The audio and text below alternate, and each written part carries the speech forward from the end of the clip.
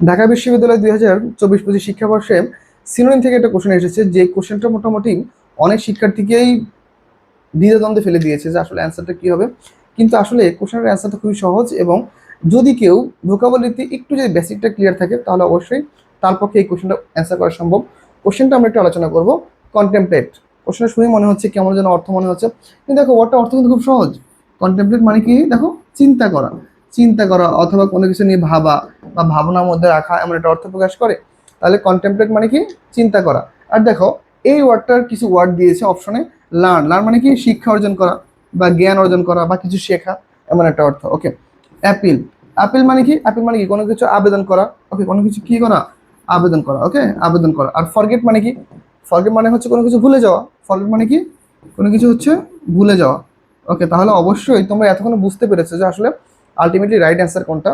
তাহলে কন্টেমপ্লেট মানে কি চিন্তা করা বা চিন্তা মগ্ন থাকা, আর সেইটার সিনোনিম হচ্ছে আমাদের পন্ডার। এটা অর্থ কি আমাদের চিন্তা করা অথবা চিন্তা মগ্ন থাকা। ওকে, চিন্তা মগ্ন থাকা। তাহলে আমাদের ultimately the synonym of the word contemplate is ponder.